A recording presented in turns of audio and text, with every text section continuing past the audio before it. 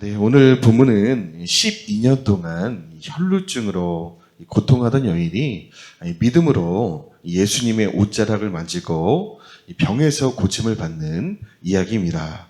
이 사건을 마태, 마가, 누가복음에서 모두 다루고 있는데요. 성경에서 같은 내용을 여러 번 언급한다는 것은 중요하다는 뜻이죠. 이 여인의 일생에도 중요한 일이었고, 이 기적을 접하는 우리에게도 중요한 의미가 있는 사건입니다. 혈루증을 오늘날에는 하혈이라고 합니다. 월경 날짜가 아닌데 시도 때도 없이 피가 흐르는 것이죠.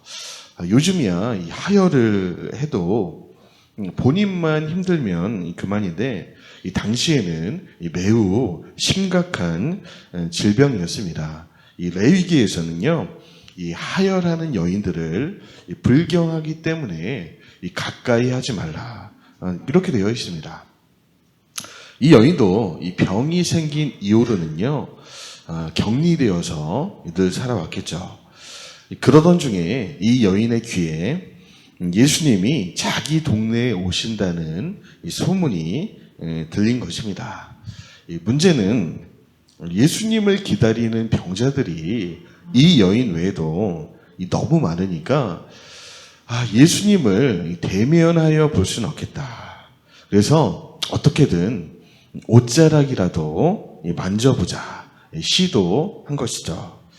이미 그녀의 마음속에 예수님이 자기 동네에 오신다는 소문을 들은 이후로부터 왠지 예수님의 옷자락만 만져도 고침을 받을 것 같다 라는 생각이, 그런 느낌이 든 것입니다. 믿음인 거죠. 예수님께서 일하실 것이다 라는 확신이 든 것입니다. 여러분도 이런 경험이 혹시 있으십니까?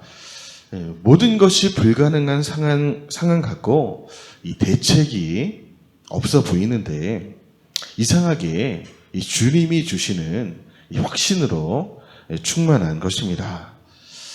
여러분, 이러한 믿음은 내가 믿습니다, 막 100번 외친다고 이 얻어지는 어떤 맹신이나 이 사술이나 이 긍정의 힘 같은 그런 것이 아닙니다. 진리의 성령님이 오셔서 믿어지는 은혜를 주실 때 그때에만 얻어지는 선물입니다. 그렇습니다. 은혜 중에 은혜가 있다면 믿어지는 은혜입니다. 사랑하는 MCF 회원 여러분, 오늘 이 새벽 이 소중한 은혜의 선물을 받으시기 바랍니다. 성령님께서 우리 안에 다른 어떤 것보다 하나님의 말씀이 믿어지는 은혜를 허락해 주시기를 소망합니다. 그런데 한 가지 알아둘 것은 이 은혜의 선물이 매 순간 평생 우리 삶에 허락되지는 않는다는 점입니다. 제가 지난주까지 약 2주간 그 미국 창조과학회에서 주관하는 이 창조과학 탐사를 마치고 돌아왔습니다. 그런데 제가 한 가지 느낀 것이 있습니다. 하나님께서 어떤 나라나 이 개인에게 은혜의 강물을 부어주시는 시기가 있는데 그 시기가 지나가면 다시 돌아오지 않는 것 같다. 그런 것을 느꼈습니다. 여러분, 교회 역사를 보시면 복음이 예루살렘에서부터 시작해서 제일 먼저 유럽 땅으로 건너갑니다. 유럽이 전 세계 기독교의 맹주가 되었죠. 18세기까지 그럭저럭 이어가다가 1859년에 아주 유명한 사건이 터지는데요. 무슨 사건이 터지는지 아십니까? 1859년, 세계사에 강하신 분들, 유럽의 다윈의 진화론이 등장합니다. 영국에서. 이후에 이 유럽 교회 안에 진화론에서 꽃을 피운 이성주의, 이 합리주의, 이 계몽주의의 이 물결이 휩쓸고 지나갑니다. 그 모든 사상의 핵심 메시지는 뭐냐? 우리는 더 이상 지긋지긋한 이 하나님 같은 거 얘기하지 말자. 그런 거예요. 인간이 최고고 인간의 지성이 최고다. 하나님을 향한 이 당돌한 도전이 시작된 것이죠. 이렇게 교만한 죄인들이 점차 선을 넘어서 이 성경에까지 이 손을 대기 시작합니다. 그래서 이 사람들이 이렇게 얘기하는 거예요. 야, 성경을 볼 때도 이 마찬가지다. 그냥 도덕적인 삶을 살다 죽은 예수라는 한 인간에 대해서만 이 관심을 갖자. 우리는 지성인들이 아니냐. 이성적으로는 납득되지 않는 이 성경에 나오는 이 기적들까지 고지것대로 믿을 필요는 없다. 아멘이십니까? 유럽교회에 그런 사조가 풍겼다는 것입니다. 그 후에 이 교회에서 천지창조, 노아의 홍수, 바벨탑, 홍해가 갈라지는 사건, 동정녀 탄생, 십자가 부활, 지옥에 대한 교리, 이런 내용들은 다 신화고 거짓이고 날조라고 외치기 시작합니다. 문제는 성경에서 그런 내용들을 빼버리고 삭제시키면 교회가 잘 될 줄 알았는데 세상에 반세기 만에 예배당이 텅텅 비어버린 것입니다. 유럽 가보셨죠? 교회당 한번 가보셨나요? 지금 현지인들은 없습니다. 이민교회, 한국교회나 무슬림들이 와서 이 교회를 다 접수하고 있죠. 당시 이 교회 상황이, 강단의 상황이 어땠냐면, 어떤 설교자가 이렇게 설교하는 거죠. 예수님은 물 위를 걷지 않았습니다. 그것은 후대에 누군가 예수를 신격하기 위해서 꿈에서 본 것을 적어 놓은 것입니다. 라면서 막 침을 튀겨가며 설교하는 거죠. 여러분, 그러니까 사람들이 교회에 나오겠습니까? 저 같아도 안 가죠. 그래서 그 설교 듣고 있던 어떤 믿음이 있던 그런 신자가 자리에서 일어나더니 이렇게 얘기했다는 거야. 아니, 예수님이 물 위를 걸으셨으니까 믿는 거지. 물에 빠져 호적되는 청년을 제가 미쳤다고 따르겠습니까? 저는 물에 빠진 사람 말고 물 위를 걷는 사람을 믿겠습니다. 맞죠? 우리가 아니, 예수님이 물 위를 걸으셨으니까 믿는 거지. 예수님이 물에 빠졌다면 이 자리에 있을 이유가 어디 있겠습니까? 근데 그런 지경에까지 이른 거죠. 어쨌든 그런 이 대교의 물결이 유럽을 건너서 미국으로 건너가는데요. 1963년에 이 미국에서 또 큰 일이 벌어집니다.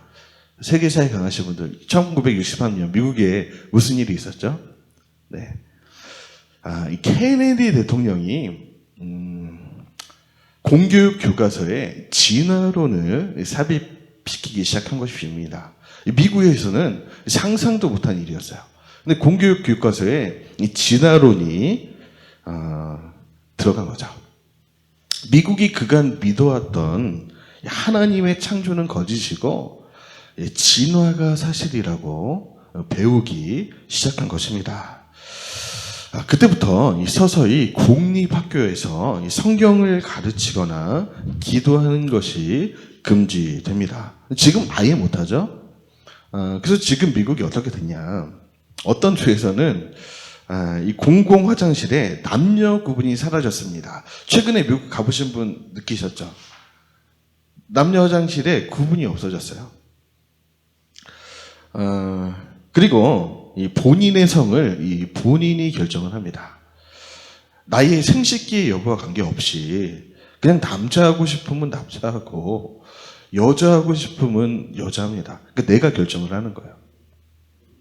어떤 여자가 아침에 딱 일어났는데 약간 기분이 멜랑콜리하고 그냥 남자가 되고 싶은 거예요. 그런데 여자는 남자 화장실 못 가게 하잖아요. 그래서 이 여자가 소송을 걸어버렸어요. 나는 남자친 가고 싶다.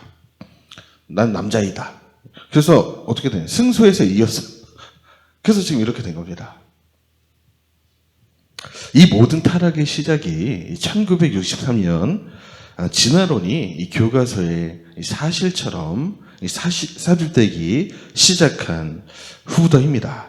여러분, 진화론에 의하면 우리는 하나님의 형상이 아니라 그냥 동물이거든요. 아메바에서 시작해서 원숭이가 됐다가 인간이 된 건데 별 수 있습니까? 그냥 이렇게 동물처럼 살아가는 거죠. 동물처럼 살아가도 냅둬 버리는 것입니다. 그래서 역사를 보니까 공교육 교과서에 진화론이 삽입되는 순간 사회와 교회와 다음 세대는 무너지게 되어 있다. 우리 장병들하고 대화해 보셨나요? 예, 진화론을 믿는 신우들이 반이 넘을 겁니다. 예. 그러면서 교회에서 말씀을 들으니까 안 들리는 거죠. 이런 환경에서는 이 기독교 대안학교라고 가서 이 성경에 기초한 세계관을 배우지 않는 이상 진짜 진실한 이 그리스도인은 이 배출되기가 어려운 상황이 되었습니다. 그래도 한국은 미약하게나마 교회가 또 되고 있고 이 선교가 되고 있죠. 그러나 머지 않아서 유럽과 미국처럼 될 것입니다. 우리에게 남은 시간이 그렇게 많지 않은 것 같다. 우리는 어쩌면 하나님께서 대한민국에 보여주신 이 부흥의 끝자락, 이 마지막 세대인 것 같다. 그래서 우리는 다시는 오지 않을 것 같은 이 기회를 붙잡아야 합니다. 오늘 이 혈루증에 걸린 여인이 사는 동네가 어디였냐면 이 갈릴리 가버나움 아주 구석마을이었습니다. 예수님이 이곳에 또 언제 오실 것 같으십니까? 이번이 처음이자 마지막이었습니다. 예수님의 공생의 사역이 약 20년 정도만 됐어도 또 오실 가능성이 있죠. 그런데 예수님의 공생애가 총 3년이거든요. 근데 이 공생애 동안 이 갈릴리에만 계신 게 아니고 예루살렘에 몇 번 왔다 갔다 하셨기 때문에 당시 이스라엘 사람들이 자기 동네에서 예수님을 만날 수 있는 이 기회는 오늘 딱 한 번 정도입니다. 만약 이 여인이 그 사실도 모르고 또 기회가 있겠지. 우리 동네 예수님이 한 번 더 들러주시겠지 생각했으면 예수님의 옷자락은 영원히 만지지 못하는 것이죠. 그런데 이 여인은요, 이 기회를 놓치지 않았습니다. 이 주변에서 남정네들이 이 냄새나는 여인네가 어딜 나와서 설치냐 이러면서 욕하고 때렸을 것이 분명합니다. 그럼에도 이 여인은요, 이번이 마지막이다. 다시 예수님이 올 날이 있을까 생각하고 죽으면 죽으리라는 각오로 예수님의 옷자락을 만진 것입니다. 그리고 치유된 것이죠. 사랑하는 여러분, 우리도 마찬가지입니다. 하나님이 저와 여러분의 마음 가운데 때로 감동하실 때가 있죠. 어떤 일에 순종해라. 그때 순종의 길을 놓치지 마시기 바랍니다. 그런 일이 그렇게 자주 있지 않다는 거예요. 저도 사역을 하면서 많이 느끼는데요. 때로는 담임 목사님이나 이 교역자가 마음에 감동이 있어서 이런저런 사역에 대해서 권면을 하는데 어떤 분은 늘 하시는 대답이 픽스되어 있어요. 뭐죠? 지금은 안 됩니다. 지금은 안 됩니다. 지금은 바빠서 안 되고 다음에 기회가 되면 하시겠대요. 주변에서 많이 들으셨죠? 본인도 많이 하셨나요? 그런데 생각해 보면 다음에 이런 얘기 하잖아요. 우리가 다음에 안 바쁠 때 밥 한번 먹자 해놓고 먹어보신 분 있으세요? 저는 아직까지 한 번도 없어요. 왜냐하면 내 인생에 안 바쁜 날이 없더라고요. 그래서 지금 날짜 잡고 시간 잡아서 딱 먹어야지 나중에 밥 한번 먹자. 이 얘기는 밥 먹지 말자는 얘기다. 또 어떤 분은 이렇게 대답하시는 거예요. 제가요, 이 일을 감당할 능력이 안 돼서 못하겠습니다. 주변에서 많이 들으셨죠? 이 대답이요, 굉장히 겸손한 대답 같은데 실제로는 가장 교만한 대답입니다. 하나님의 일을 내 능력 가지고 하겠다는 선언이죠. 여러분, 세상은요, 어차피 자기 능력만 믿으니까 능력 있으면 하고 능력 없으면 안 하는 게 맞죠. 그러나 하나님의 일은요, 처음부터 끝까지 하나님의 능력으로만 하는 것입니다. 믿으십니까? 예, 나는 못하지만 예수님이 하시면 가능하다는 믿음으로 하는 것이죠. 이 믿음의 고백 위에 하나님의 무한한 능력이 임하는 것입니다. 태초부터 지금까지 하나님의 일과 역사는 이러한 믿음의 고백을 통해서만 이루어져 왔고 성취되어 왔습니다. 그렇습니다. 이 믿음의 고백이 세상을 이깁니다. 환경을 이깁니다. 문제를 이기고요, 골리앗을 이길 수 있는 거죠. 이 시간 이러한 믿음을 구하시고 간청하시고 사모합시다. 말씀을 정리하겠습니다. 혹시 우리 인생의 앞날이 두려우신 분이 계십니까? 조금만 이 발을 헛디디면 낭떠러지에 떨어질 것 같은 이 두려움에 사로잡히신 분이 계십니까? 아닙니다. 마귀의 거짓말입니다. 우리는요, 망해도 삽니다. 우리는요, 죽어도 부활합니다. 7번 넘어져도요, 8번 일어설 수 있습니다. 끝이라고 생각되실 때가 혹 있으십니까? 아닙니다. 내가 끝이라고 생각하는 그때가 하나님의 능력이 임할 수 있는 시기입니다. 그 낭떠러지에 믿음으로 우리의 몸을 던져보시기 바랍니다. 바로 그 낭떠러지 끝에서 믿음의 주여, 온전케 하시는 예수님이 기다리고 계십니다. 기도하겠습니다. 하나님.